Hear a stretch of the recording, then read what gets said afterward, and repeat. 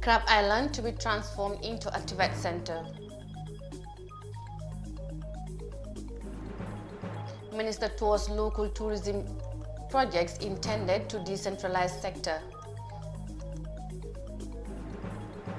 Aniket seeks justice for killings of West African migrants in Gambia. This and more coming on GAM24.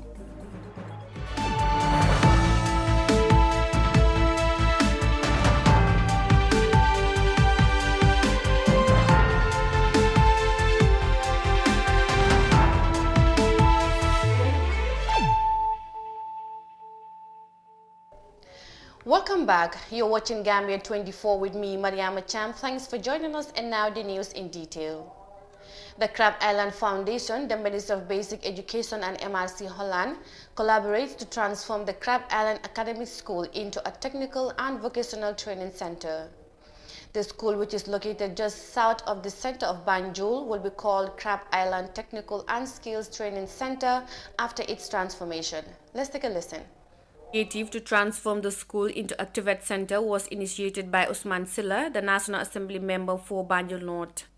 It is being financially supported by MRC Holland, with the Ministry of Basic Education providing the land. Crab Island ceased operations as an upper basic school in 2016. The Crab Island Technical Center will accommodate youths from across the country once it starts operations, according to Honorable Usman Silla, who is also the chairman of the Crab Island Foundation. As you know, this is going to be offering skills to young people. Of course, the priority should be Banjul North, but not exclusively Banjul North. It's for young people around the country. Any young person who can be accommodated here will be accommodated here. We'll be imparting skills to them.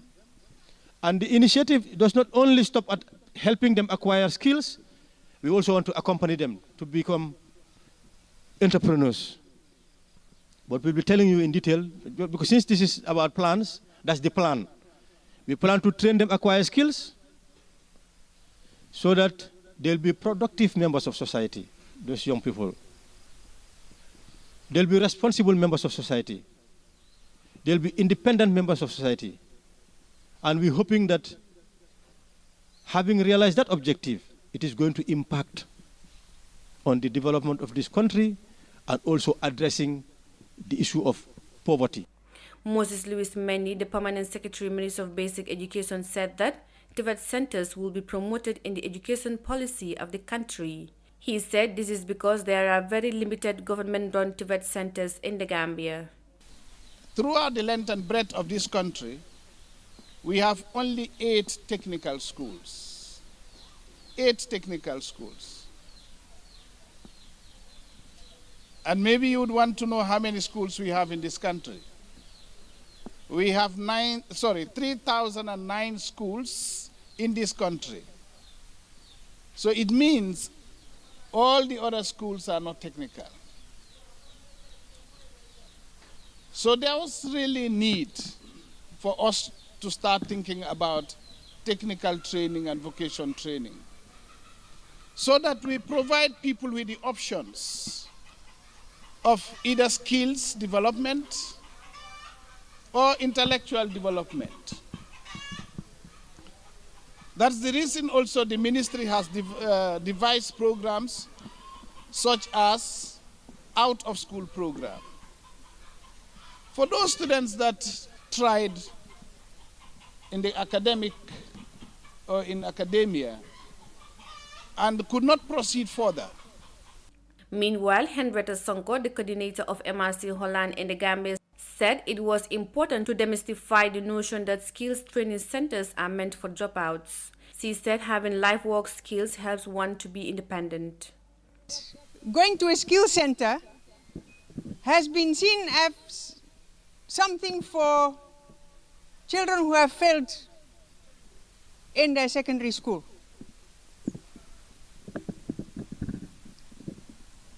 But if we turn things upside down, and that is what we are doing today, we bring technical education into the secondary schools, and children can be proud when they graduate with their technical subjects. If you have skills, you are free. You are independent. So skills is beautiful.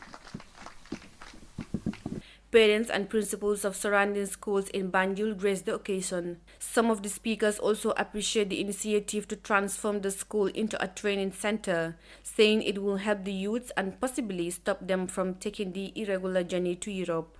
Reporting for iAfrica News, I am Mariama Cham. Tibet Center there to be transformed, rather, Crab Island there to be transformed into a Tibet Center. Now, the Gambia is reported to have made big gains in the U.S. Government Scorecard for the fiscal year 2020. On Friday, the government made the top of the agenda in its weekly press briefing hosted by the Minister of Information, Ibrahim Asila. Sonatunkara files in this report. A Millennium Challenge Corporation, created in 2004, reports that the Gambia's democratic and governance process has advanced. The Millennium Challenge Corporation (MCC) scorecard was presented to the Vice President Dr. Aissatou Toure through the U.S. Embassy last week. Quarterly meeting in December 2018, the U.S. government's Millennium Challenge Corporation Board of Directors reselected the Gambia for continued threshold program development focused on policy and institutional reforms to enhance economic growth and reduce poverty. According to the Information Minister, the report notes that the Gambia government is advancing in its governance policy by ruling justly, while at the same time scoring 82% on the effectiveness of the government. Ibrahim Asila said the U.S. government also recognizes that the government is on the track on child health and girls' primary education completion rate, scoring 67% and 68% respectively. On the Coronavirus Relief Fund, Silla said that over 200 individual artists and artistic groups have already received their financial relief packages from the government. Meanwhile, the Ministry of Trade, Industry, Regional Integration and Employment has validated a 5-year strategic plan meant to strengthen the operation of the Department of Labor. Structuring of the Department of Labor will allow for much-needed decentralization of the services to enable the government of the Gambia enhance decent work environment for all workers in the country. The Department of Labor's strategic plan for the next 5 years will focus on 4 strategic priority areas as listed below. 1, institutional restructuring and strengthening of the Department of Labor for increased operational efficiency. 2, effective mechanisms for enhanced social dialogue. 3, harmonious industrial relations and compliance with labor laws. And 4, provision of efficient public employment services. Information Minister Silla also told journalists that the Ministry of Tourism and Culture have recently conducted a week-long training for 15 tour guides in Jufure and Albreda. 20 young women in Jufure and Albreda have also been trained in batik making and tie and dye. For iAfrica TV, Sohna Tunkara. Gambia there made gains in the U.S. Governance Scorecard. Now, transforming the Gambia's North Bank region into an attractive tourism area is said to be a top priority for President Barrow's government. The region has seen very little infrastructural improvement in terms of tourism development over the years. But the government said it is now poised to change this narrative. Fatmata Kasim reports. On Thursday, Gambia Tourism Minister Ahmad Ba led a delegation from his ministry on a nationwide tour visiting tourism infrastructure. Among the places visited were the town of Para and the village of Berending in the North Bank region, where the Sadauda Kairaba Hotel has been constructed. Ba said decentralizing development would reduce the high rate of rural-urban migration among the youths. All the same, we believe we are in the Gambia and we should be in every part of the Gambia and everywhere in the Gambia, because all Gambians have equal rights and the Constitution makes it clear they have right to development, right to prosperity and all of it. So it cannot be centralized only in Banjul, Serekunda, Birkama. I think time has come for development to get to the people, particularly tourism, which carries almost between 25 to 30% of our GDP. So it's important that really we feel it in every part of this country. In May this year, the Minister of Tourism and Culture laid the foundation stone for the new 4-star hotel, the DK Jawara Resort in Bara, North Bank region.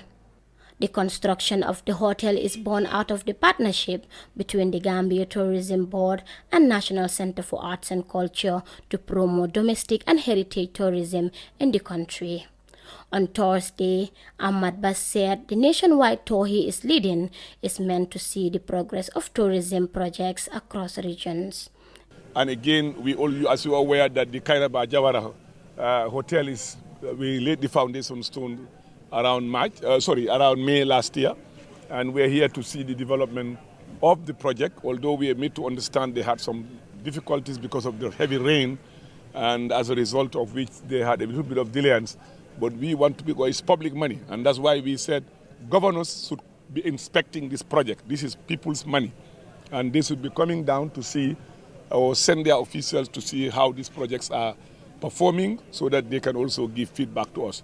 As a result of our interest as a government in promoting domestic and regional tourism, we have also posted managers in all the divisional offices with all the governors, and these officers will now be stationed permanently in the development and the promotion of tourism within the region. Ahmadba also commits his ministry's willingness to revive the lost cultural and traditional value of the UNESCO heritage site in the Gambia. He said the sites will be transformed to attract more tourists. So we are committed to that cause, and we will not leave any stone unturned in getting to achieving our objective in trying to promote rural and domestic tourism in this part of the country. The Gambia is a major tourist destination, and the tourism sector is the biggest foreign exchange earner and is a major source of employment. It accounts for about 16% of the country's gross domestic product. For iAfrica TV, I am Fatoumata Kasim. Tourism Minister there touring the North Bank region's tourist areas. Will take us to a short commercial break. We'll be right back.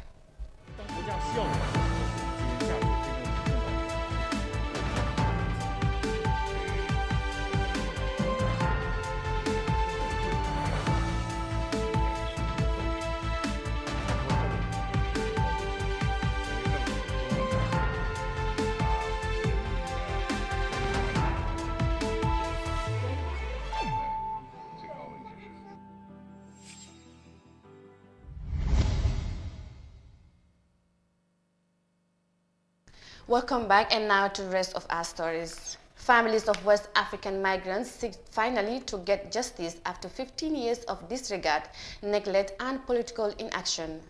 But the African Network Against Extrajudicial Killings and Enforced Disappearances has joined forces with survivors and families of Ghanaian migrants and other West Africans to seek justice for the arbitrary killing in 2005. Sona Tunkara reports. The African Network Against Extrajudicial Killings and Enforced Disappearance has filed complaints against the government of Ghana and the Gambia at the ECOWAS Court for infringing several international human rights, including the right to judicial remedies. The suit, which has the legal backing of the Stalin Center for Law and Development and supported by the families of West African migrants killed in the Gambia in 2005, was filed on Wednesday, November 18. In July 2005, 44 Ghanaian migrants and 12 other West Africans from Nigeria, Senegal, Togo, and Cote d'Ivoire were forcefully disappeared in the Gambia while on their way to Europe by sea. The group included 2 women, one of them reportedly pregnant. A Gambian national, Lamin Tunkara, purported to have been their smuggler, also suffered the same fate. The migrants were never heard from again except for one who managed to escape and alert authorities across the border in Senegal.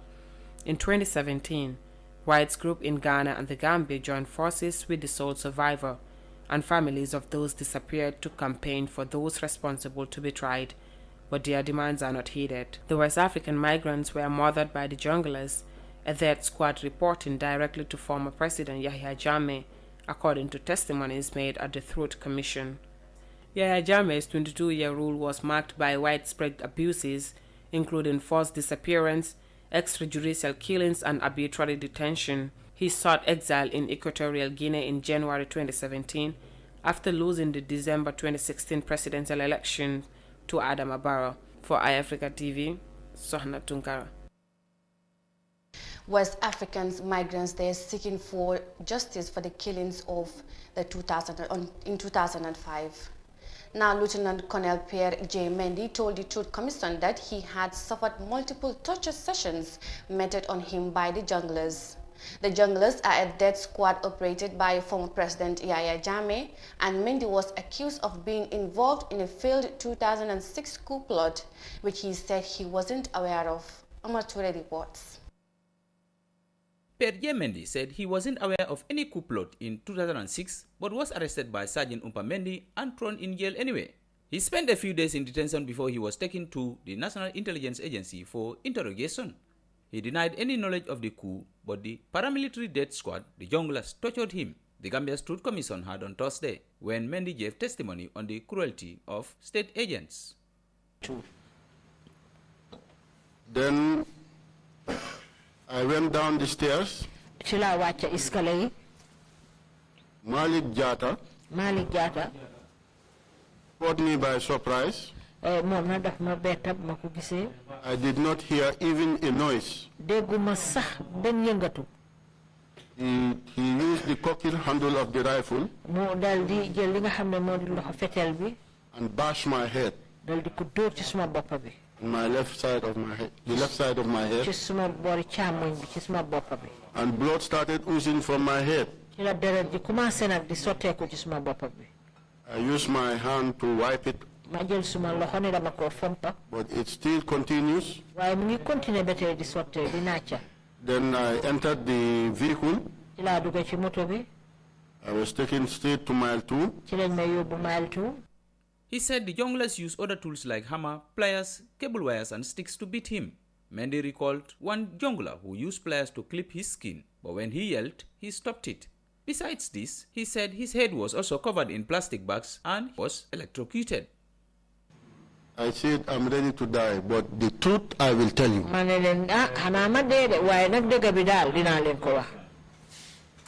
So I saw Tumbul Tamba walking on his toes off the light,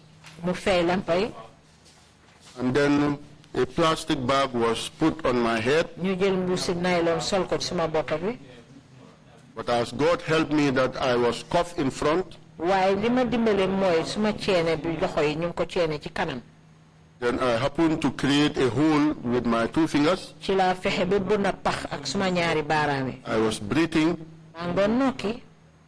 When the plastic bag was placed over your head, was it left hanging there? It was twisted on the right side, and then the guy handled it properly.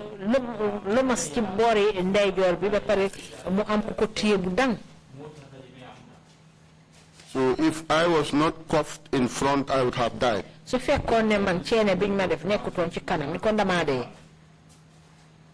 Because I was able to create a hole, that is how I was breathing. They used the electric wire, put it on my head, and it was bright like daylight. It was just like when a welder man is welding an iron. That is how you see the sparks. Pierre Mendy served as a protection officer to both former presidents, Dawda Jawara and Yahya Jammeh. He also served in UN peacekeeping missions to Sierra Leone and Liberia. For iAfrica TV, I am Omar Ahmad Toure. Another NIA 9 victim there testifying before the Truth Commission will take us to the end of Gambia 24. Join us for more news on iAfrica.tv. I was your presenter, Mariama Cham. Thanks for listening and do have a good night.